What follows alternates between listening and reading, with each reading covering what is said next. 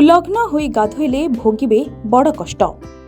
मनिष जीवन को सुंदर और सुखमय करबा पई शास्त्र रे अनेक जिनिस करबाकू कुहा जायथिबा बेले आउ केतेक काम को बारण मध्य करा जायछि, जेपरि निर्वस्त्र होई गाधोइबाकू मध्य बारण करा जायछि। तेबे आसंतु जानिबा कोन पई निर्वस्त्र होई गाधोइबाकू मना करा जायछि ओ एहा द्वारा कोन असुविधा होइथाय। आम नीतिदिन काम भितरे गाधोइबा एक गुरुत्वपूर्ण काम अटे, जहा द्वारा देह एवं मन शांत और परिष्कार रही थाए।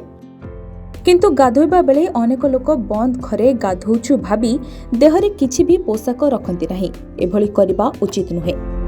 पुराण रे श्रीकृष्ण गोपी मानक वस्त्र हरण करिबा कथा तो प्राय समस्ते जानिथिबे।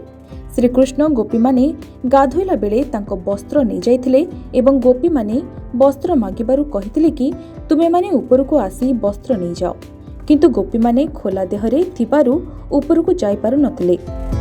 तेबे श्रीकृष्ण प्रश्न कले कि ताहले तुमे माने कोन पई निर्वस्त्र होई गाधोउथिलो। गोपी माने उत्तर रे कहिथिले कि से माने जेबे आसिले सेबे एठारे केही नथिले। श्रीकृष्ण कहिथिले तुमे जेबे निर्वस्त्र हेलो आकाशरे उडुथबा पक्षी माने देखिले, जलरे थिबा माछ माने देखिले, आ जल रूपरे थिबा वरुण देव मध्य तुमको देखिले। तेणु निर्वस्त्र होई गाधोइबा द्वारा माता गंगा, वरुण देव और अन्य देवादेवी को अपमान लागिथाय बोली कुहा जाय, जहाद्वारा सेमानंको कोपरु आपणको जीवन रे अनेक समस्या सृष्टि होइथाय। एहा सह निर्वस्त्र होई गाधोइले माता लक्ष्मी रागिबा सह जन्म जन्म दारिद्र्य लागि रहिथाय। सेही भली गरुड़ पुराण अनुसार स्नान करबा समय रे आम आख पाखरे पितृपुरुष रहिथांती एवं वस्त्ररू पड़ुथबा जल को सेमाने ग्रहण करी तृप्त होंती।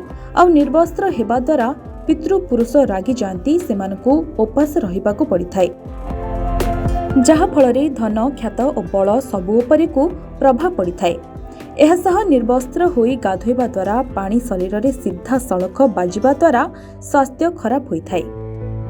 ब्यूरो रिपोर्ट, जय ओडिशा लाइव।